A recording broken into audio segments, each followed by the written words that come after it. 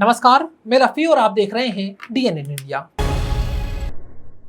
शहर के अल्बर्गेट थाना क्षेत्र में अज्ञात बदमाशों ने एक व्यक्ति को बातों में उलझाकर उसकी सोने की अंगूठी ठग ली। बदमाशों ने अंगूठी साफ करने का झांसा देकर पीड़ित से अंगूठी उतरवाई और मौका मिलते ही फरार हो गए। पुलिस ने मामला दर्ज कर आरोपियों की तलाश शुरू कर दी है। अजमेर के अल्बर्गेट थाना क्षेत्र में अज्ञात बदमाशों ने एक व्यक्ति को बातों में उलझाकर उसकी सोने की अंगूठी ठग ली। बदमाशों ने अंगूठी साफ करने का झांसा देकर पीड़ित से अंगूठी उतरवाई और मौका मिलते ही फरार हो गए। पुलिस ने मामला दर्ज कर आरोपियों की तलाश शुरू कर दी है। जानकारी के अनुसार नगरा निवासी ओम प्रकाश किसी काम से जा रहे थे। इसी दौरान दो अज्ञात युवक उनके पास पहुंचे और बातचीत के दौरान उनकी सोने की अंगूठी देखकर उसे साफ करने की सलाह दी। बदमाशों ने विश्वास में लेकर ओम प्रकाश से अंगूठी उतरवा ली। इसके बाद सफाई के बहाने अंगूठी अपने कब्जे में लेकर मौके से फरार हो गए। घटना का पता चलने पर पीड़ित ओम प्रकाश ने अल्बर्गेट थाने पहुंचकर अज्ञात बदमाशों के खिलाफ शिकायत दर्ज करवाई। पुलिस ने पीड़ित की रिपोर्ट के आधार पर मामला दर्ज कर जांच शुरू कर दी है।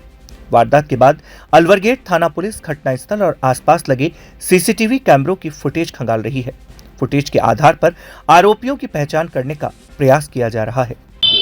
ये धन्ना सब्जी वाला है, उसके आगे संगम ऑटोमोबाइल्स वगैरह की दुकान है, छाबड़ा की दुकान है, उसके सामने की घटना है ये।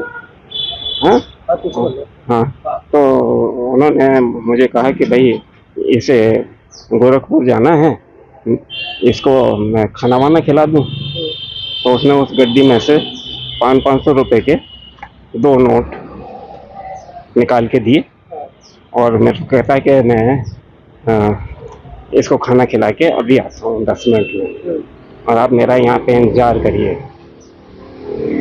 और क्या कहा उसने कि मेरे पास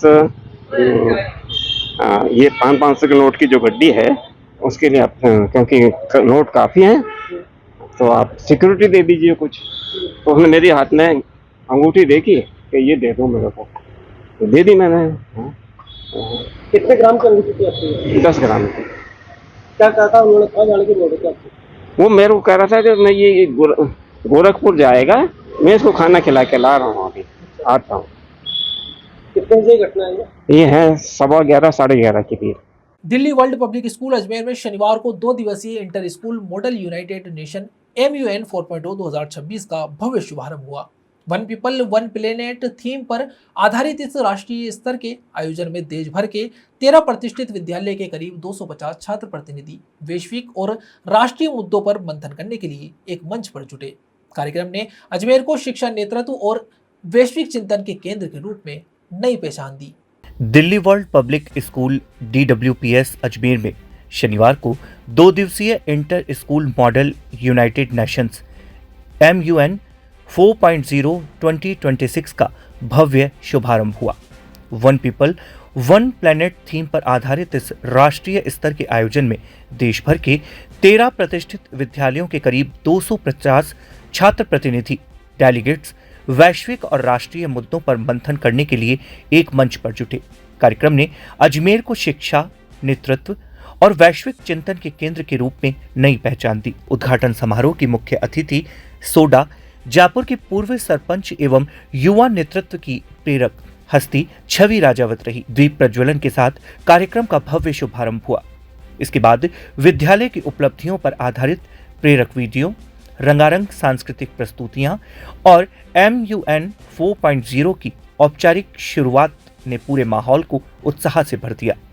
कार्यक्रम में विद्यालय के vice chairman Karan Singh Rathore, managing director पूजा राय चौहान, प्रधानाचार्य भानु प्रताप पंत, डीन एकेडमिक ममता भार्गव, वाइस प्रिंसिपल अचल दुबे, हेडमास्टर डॉक्टर सुनील कुमार रॉय और हेड मिस्ट्रेस ट्विंकल बॉस सहित विद्यालय परिवार मौजूद रहा। सचिव जनरल महीन रिजवान ने सभी प्रतिभागियों का स्वागत करते हुए MUN की भावना से परिचित करवाया, जबकि डायरेक्टर जनरल देवेंद्र राजावत ने विद्यार्थियों का उत्साहवर्धन किया। इस अवसर पर एग्जीक्यूटिव बोर्ड के सदस्यों का भी सम्मान किया गया। MUN 4.0 में इस बार 8 समितियों का गठन किया गया है, जिसमें साइबर बुलिंग, शिक्षा में डिजिटल तकनीक की भूमिका, डिलिमिटेशन बिल सहित कई असामयिक राष्ट्रीय और वैश्विक विषयों पर संयुक्त राष्ट्र की वास्तविक कार्यप्रणाली के अनुरूप बहस, प्रस्ताव और समाधान प्रस्तुत किए जाएंगे। आयोजन की खास बात यह है कि पहली बार टीचर्स डेलीगेट्स कमेटी का गठन किया गया है, जिसमें शिक्षक राष्ट्रीय शिक्षा नीति NEP 2020 और आर्टिफिशियल इंटेलिजेंस आधारित शिक्षा पर विचार विमर्श करेंगे। प्रधानाचार्य भानु प्रताप पंत ने कहा कि MUN केवल प्रतियोगिता नहीं बल्कि विद्यार्थियों में नेतृत्व क्षमता, कूटनीति, वैश्विक दृष्टिकोण और संवाद कौशल विकसित करने का प्रभावी माध्यम है। वहीं मुख्य अतिथि छवि राजावत ने विद्यार्थियों को प्रेरित करते हुए कहा, वास्तविक नेता वह नहीं जो नेतृत्व करना चाहता है, बल्कि वह होता है जो सेवा करने का भाव रखता है।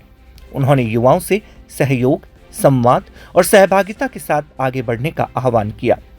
2 दिवसीय यह आयोजन समापन समारोह में उत्कृष्ट डेलीगेट्स, समितियों और विद्यालयों के सम्मान के साथ संपन्न होगा। शिक्षा जगत का मानना है कि MUN 4.0 विद्यार्थियों को वैश्विक सोच, तार्किक बहस और जिम्मेदार नेतृत्व की दिशा में आगे बढ़ाने वाला एक महत्वपूर्ण मंच साबित होगा। नमस्कार, मैं Bhanu Pratap Pant, principal from Delhi world public school Ajmer. मुझे ये बताते हुए बहुत ही गर्व हो रहा है, I am feeling extremely proud कि Delhi world public school MUN 4 आज हम लोग आयोजित कर रहे हैं। ये 2 दिवसीय हमारी MUN कॉन्फ्रेंस होगी 18-19 तारीख को, और इसमें 14 स्कूल्स पार्टिसिपेट कर रहे हैं। 2 स्कूल जो हैं वो आउट ऑफ अजमेर डिस्ट्रिक्ट भी हैं, हेरिटेज स्कूल उदयपुर और LK सिंघानिया स्कूल गोटर। इसकी हमने एक ही थीम दे रखी है और वो थीम है वन प्लैनेट वन पीपल। और पूरी दुनिया को देखते हुए हम लोग पीस, हार्मनी, सस्टेनेबिलिटी, ग्रोथ इसकी बात कर रहे हैं। ये बहुत ही अच्छी एक्टिविटी है क्योंकि ये सिमुलेशन है, ये लाइव बच्चे जो हैं कई कंट्रीज को रिप्रेजेंट करते हैं। 8 कमिटीज बनाई गई हैं UN की, और बच्चे जो हमारी करंट पॉलिटिकल प्रॉब्लम्स हैं उनका सोल्यूशन के लिए डिलिबरेट करेंगे।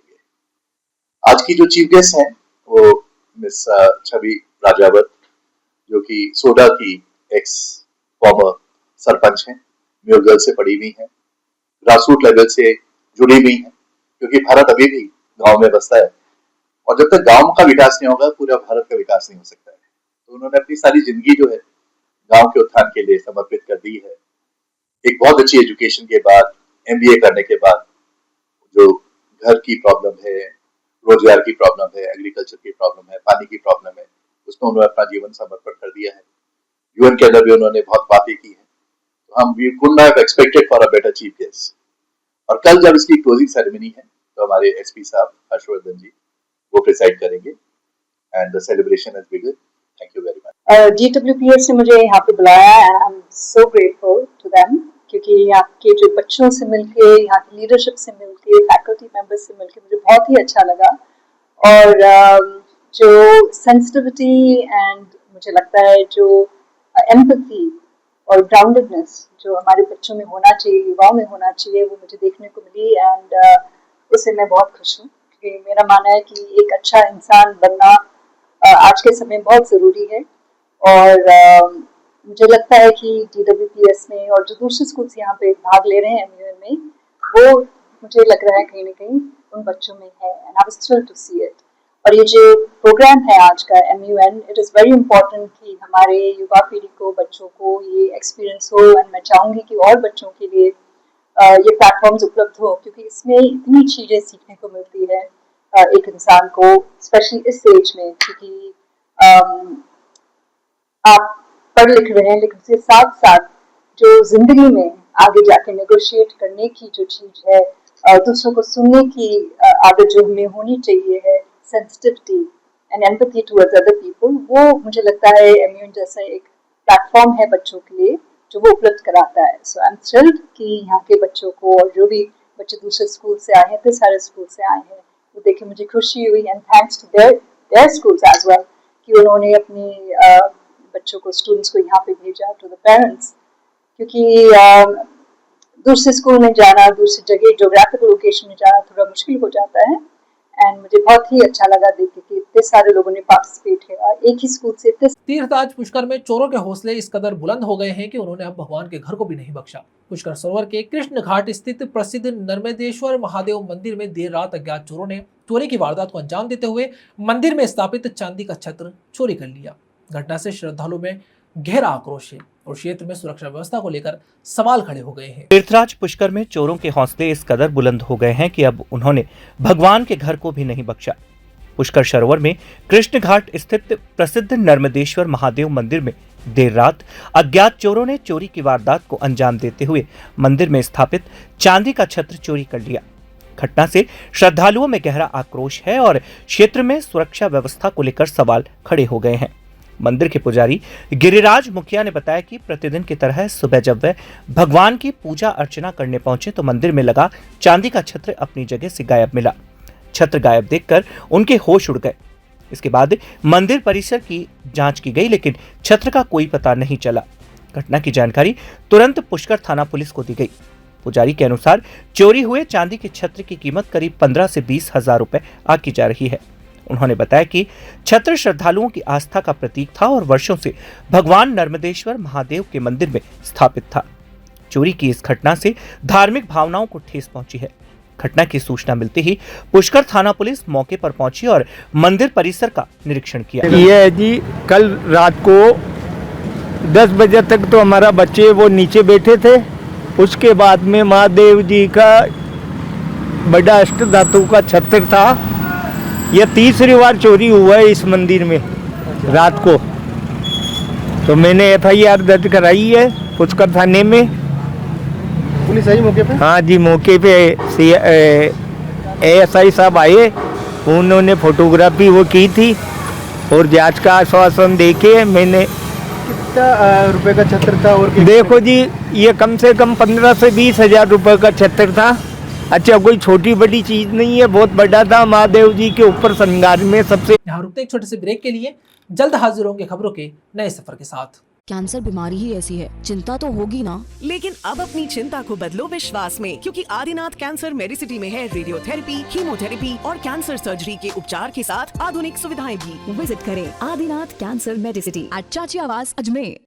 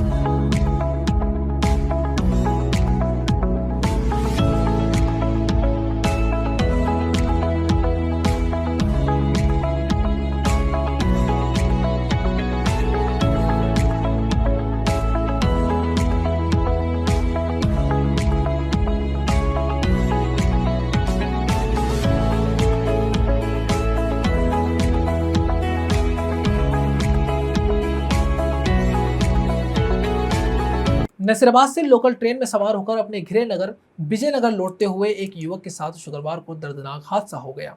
विजयनगर रेलवे स्टेशन पर चलती ट्रेन से उतरने के दौरान उसका पैर फिसल गया और वह ट्रेन की चपेट में आ गया। हादसे में युवक गंभीर रूप से घायल हो गया और दोनों पैर कट गए। घटना के बाद स्टेशन पर अफरा तफरी मच गई। नसीराबाद से लोकल ट्रेन में सवार होकर अपने गृहनगर विजयनगर लौट रहे एक युवक के साथ दर्दनाक हादसा हो गया। विजयनगर रेलवे स्टेशन पर चलती ट्रेन से उतरने के दौरान उसका पैर फिसल गया और वह ट्रेन की चपेट में आ गया। हादसे में युवक गंभीर रूप से घायल हो गया और दोनों पैर कट गए। घटना के बाद स्टेशन पर अफरा तफरी मच गई। मौके पर मौजूद यात्रियों और रेलवे कर्मचारियों ने तत्काल घायल को संभाला तथा उपचार के लिए अस्पताल पहुंचाने की व्यवस्था की। घायल की पहचान श्यामलाल के रूप में हुई है। जानकारी के अनुसार श्यामलाल नसीराबाद से लोकल ट्रेन में सवार होकर विजयनगर लौट रहा था। ट्रेन के विजयनगर स्टेशन पहुंचने पर उसने चलती ट्रेन से उतरने का प्रयास किया। इसी दौरान उसका संतुलन बिगड़ गया और पैर फिसलने से वह ट्रेन की चपेट में आ गया। हादसे में उसे गंभीर चोट आई है। घटना की सूचना मिलते ही रेलवे कर्मी और स्थानीय लोग मौके पर पहुंचे। प्राथमिक सहायता उपलब्ध कराने के बाद घायल को तत्काल उपचार के लिए अजमेर के जवाहरलाल नेहरू अस्पताल भेजा गया, जहां चिकित्सकों की निगरानी में उसका उपचार जारी है। चिकित्सकों के अनुसार घायल की स्थिति पर लगातार नजर रखी जा रही है। पुलिस और रेलवे प्रशासन ने मामले की जानकारी जुटानी शुरू कर दी है तथा हादसे के कारणों की जांच की जा रही है। मैं 108 EMT स्टाफ हूँ। लोकेशन विजयनगर। विजयनगर से हमारे को सूचना मिली है रेलवे स्टेशन से कोई एक्सीडेंट हो गया है। गाड़ी वहाँ पहुँची, वहाँ से गाड़ी पेशेंट को लेकर गवर्नमेंट हॉस्पिटल विजयनगर लेके आ गई। विजयनगर से सर ने फर्स्ट एड करके 108 पे वापस कॉल किया और वो कॉल हमारे पास आया। हम वापस लेकर पेशेंट को जेएलएन लेके आ गए। ट्रेन से एक्सीडेंट बताया, दोनों पाँव पेशेंट के नहीं है, इनके परिजन साथ में है। वे लोकल ट्रेन से ये पकड़ गए थे, आ रहे थे धनसरवा से। मेरे भाई है, बड़े बाप का बेटा है। क्या नाम है? इनका शामजी नाम है। क्या कर रहे थे? अब क्या कर रहे थे? ट्रेन में से आए थे धनसरवा से। गाँव आए थे? हाँ, ये विजयनगर में इनका परिवार रहता हमारा। हादसा कैसे हुआ? अब हादसा तो ट्रेन से पड़ने से होगा। उतर रहे थे या? अब उतर रहे थे, जब भी वो पंख फिसल गए तो दो टांगड़े कट गए। दोनों पाँव कट गए? हाँ। क्या नाम क्या इनका? शामजी है। आपका नाम क्या है? राधा किशन। वो कहाँ के रहने वाले हैं? ये विजयनगर के हैं। अभी अजमेर में क्या ये इलाज के लिए अलबर्गेट थाना क्षेत्र निवासी मानसिक रूप से बीमार युवक घनश्याम करीब 8 जुलाई से लापता है। युवक के अचानक घर से गायब होने पर उसकी मां और अन्य परिजन लगातार उसकी तलाश में जुटे हुए हैं, लेकिन अभी तक उसका कोई सुराग नहीं मिल पाया। इससे परिवार गहरी चिंता और परेशानी में है। अजमेर के अलवरगेट थाना क्षेत्र निवासी मानसिक रूप से बीमार युवक घनश्याम 8 जुलाई से लापता है। युवक के अचानक घर से गायब होने के बाद उसकी मां और अन्य परिवारजन लगातार उसकी तलाश में जुटे हैं, लेकिन अब तक उसका कोई सुराग नहीं लग पाया है। इससे परिवार गहरी चिंता और परेशानी में है। परिजनों ने युवक के नहीं मिलने पर अलवरगेट पुलिस थाने में गुमशुदगी की रिपोर्ट दर्ज करवाई है। पुलिस ने रिपोर्ट के आधार पर मामला दर्ज कर युवक की तलाश शुरू कर दी है। आसपास के क्षेत्रों में पूछताछ की जा रही है तथा संभावित स्थानों पर उसकी तलाश की जा रही है। परिजनों ने आमजन से अपील की है कि यदि किसी को मानसिक रूप से बीमार युवक घनश्याम दिखाई दे या उसके संबंध में कोई जानकारी मिले तो तुरंत अलवरगेट थाना पुलिस अथवा उसके परिजनों को सूचना दे, ताकि उसे सुरक्षित घर पहुंचाया जा सके। जिसकी उम्र 59 साल है, वो थोड़ा मानसिक रोगी है और उसने क्या 8 तारीख से हमारे घर से लापता है। उसने वाइट की शर्ट और एक लेडीज पैजामा पहन रखा है और वो घर रोज की तरह घर आता जाता था, लेकिन इस बार क्या 8 तारीख से घर बिल्कुल नहीं आया। तो हम बहुत चिंतित है, मेरी माँ बहुत परेशान है। किसी को भी मेरे भाई का पता चलता है तो वो मुझे हमारे नंबर पर व्हाट्सएप कर सकता है, ताकि हमारे घर में वापस खुशी की लहर तोड़ सके। हम सब परेशान हो चुके हैं। हमने उसकी FI दर्ज भी करा दी है। भाई काम क्या करता था आपका? भाई हमारा काम कुछ नहीं करता था, वो बस ऐसे ही फ्री रहता था। थोड़ा मानसिक रोगी इसलिए कहीं नहीं जाता था, घर पे रहता था वो। तो आपसे अनुरोध है कि अगर आपको कहीं मिलता है तो आप हमें सूचित करें। कब से लापता है भाई आपका? मेरा भाई लापता है 8 तारीख से। तो आप लोगों ने रिपोर्ट दर्ज करा? हाँ, हमने कल इसकी FI दर्ज कराई है। कौन सा थाना लगता है? ये अलवरगेट थाना लगता है सर। भाई का नाम घनश्याम है, उम्र 59 साल, कद रंग गेहुआ और कद 5 फुट 10 इंच का है और थोड़ा हेल्थी है, थोड़ा पेट सा बाहर निकल रहा है। मानसिक रोगी है। वो 8 तारीख को घर से निकल चुका था। 8 तारीख को कब निकला घर से? वो 8 तारीख को वो सवेरे 7:30 के आसपास निकला था। चाय नाश्ता? हाँ, चाय नाश्ता करने के बाद। कभी शराब भी? नहीं, वो कोई शौक नहीं करता था, वो नॉर्मल घर में रहता था। ठीक, आपका नाम? मेरा नाम तुलसीदास है, मेरा बड़ा भाई है। क्या नाम भाई? भाई का नाम है घनश्याम और हम जादूगर मोहल्ले में रहते हैं। दादी का नाम गोवर्धन दास। क्या आप परेशान है बेटे से? हाँ, बहुत परेशान है। हमारा खाना पीना आराम हो गया। जगह आज चारों तरफ देख आए, पूरा आज में छाने आए, कहीं नहीं मिला। रिपोर्ट दर्ज करा दिया आपने? हाँ, रिपोर्ट करा दी। नाम बताएंगे आपका? जी, लक्ष्मी देवी। बेटे का नाम क्या आपका? यहाँ रुकते एक छोटे से ब्रेक के लिए, जल्द हाजिर होंगे खबरों के नए सफर के साथ। कैंसर बीमारी ही ऐसी है, चिंता तो होगी ना। लेकिन अब अपनी चिंता को बदलो विश्वास में, क्योंकि आदिनाथ कैंसर मेडिसिटी में है रेडियोथेरेपी, कीमोथेरेपी और कैंसर सर्जरी के उपचार के साथ आधुनिक सुविधाएं भी। विजिट करें आदिनाथ कैंसर मेडिसिटी एट चाची आवास अजमेर।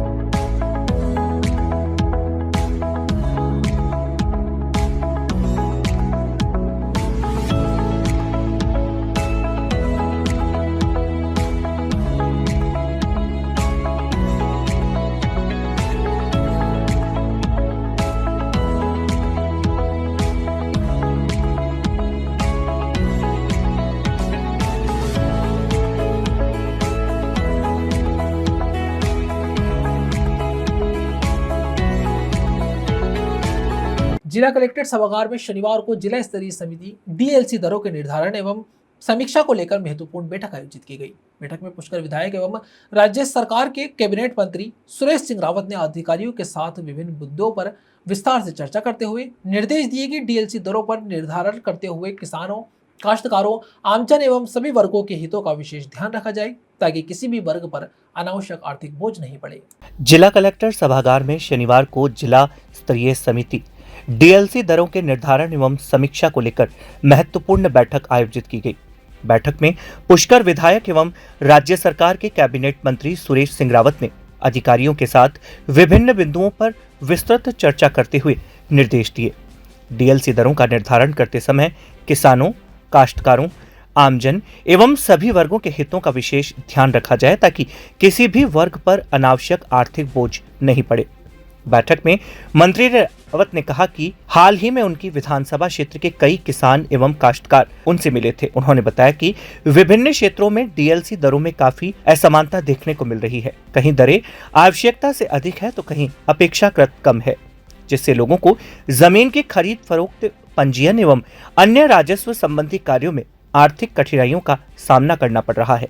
उन्होंने अधिकारियों से कहा कि डीएलसी दरों का निर्धारण पूरी पारदर्शिता, वस्तु स्थिति और स्थानीय परिस्थितियों को ध्यान में रखते हुए किया जाए। दरें ऐसी हो जो वास्तविक बाजार मूल्य के अनुरूप होने के साथ साथ किसानों एवं आम नागरिकों के हितों की भी रक्षा करे। बैठक के बाद मीडिया से बातचीत में सुरेश सिंह रावत ने मानसून की स्थिति पर भी जानकारी दी। उन्होंने कहा कि हाल ही में हुई बारिश के दौरान शहर के कई हिस्सों में जलभराव की स्थिति बनी थी। इसे देखते हुए प्रशासन ने एहतियातन के तौर पर आना सागर झील के जल स्तर का नियंत्रित तरीके से प्रबंधन किया है ताकि भारी वर्षा की स्थिति में शहर में जलभराव की समस्या को कम किया जा सके। देखिए, डीएलसी रेट की जो उसके समीक्षा के निर्धारण की बैठक तय थी, यहाँ का विधायक और स्थानीय जनप्रतिनिधि होने के नाते मेरे को भी इन्फॉर्म किया गया। मैं भी इस मीटिंग के अंदर मेरी विधानसभा की जो प्रमुख समस्याएं थी, प्लस अजमेर जिले के काश्तकार और आमजन लोग मेरे से मिले थे कि भाई हमारी व्यवहारिक समस्या उसका समाधान हो। अभी मैंने जिला कलेक्टर महोदय को और संबंधित अधिकारियों को उनकी जो समस्या थी उनसे अवगत करा दिया है। और हमारी सरकार का भी उद्देश्य यही है कि सब जगह एकरूपता रहे। कई जगह डीएलसी रेट अधिक है, कई जगह कम है, तो सब में समानता रहे। और क्योंकि गाँव के अंदर किसान है, एक दूसरे की जमीन खरीदते हैं आवश्यकता के अनुसार, तो उन पर भी आर्थिक रूप से ज़्यादा भार ना पड़े, इसलिए हम सभी पक्षों को और सभी वर्गों को ध्यान में रखते हुए निर्णय लेंगे। सर, वर्तमान में जिस लग रहा है, क्या लगता है सर? देखिए, निश्चित रूप से इस बार मानसून पहले ही हमें बता दिया गया कि मानसून कमजोर रहेगा, तो हमारी पहले से तैयारियां थी।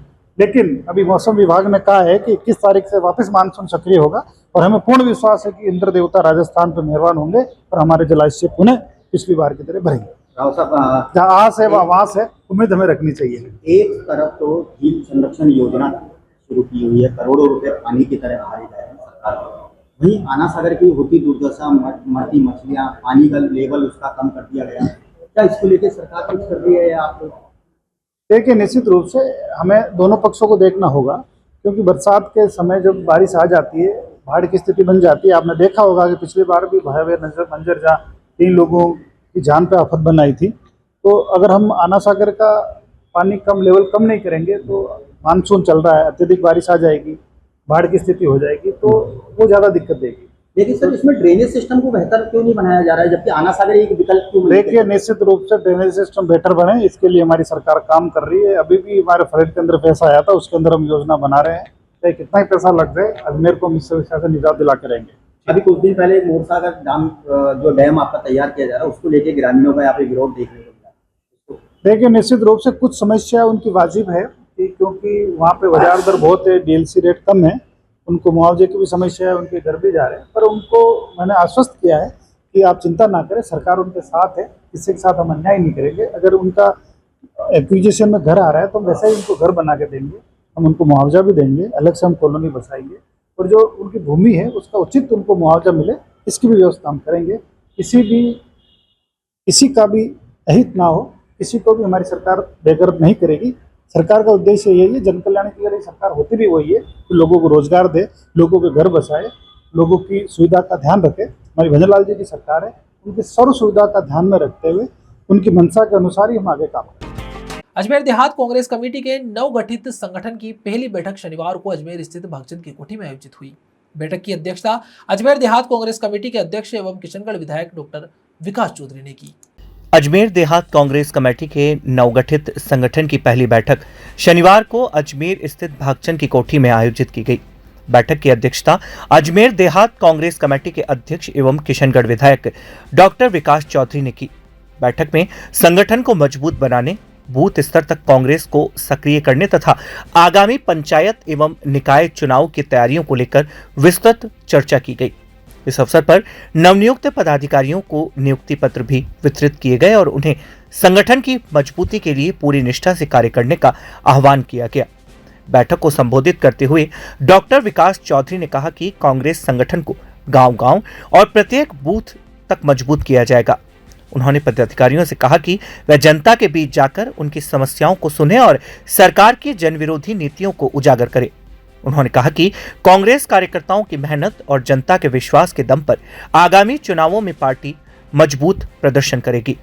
बैठक के बाद पत्रकारों से बातचीत करते हुए विधायक डॉक्टर विकास चौधरी ने भारतीय जनता पार्टी पर जमकर हमला बोला।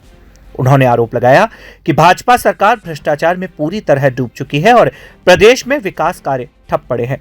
उन्होंने कहा कि प्रदेश में डबल इंजन की सरकार होने के बावजूद आम जनता को राहत नहीं मिल रही है। महंगाई, बेरोजगारी और भ्रष्टाचार लगातार बढ़ रहे हैं, जिससे आम जनता परेशान है।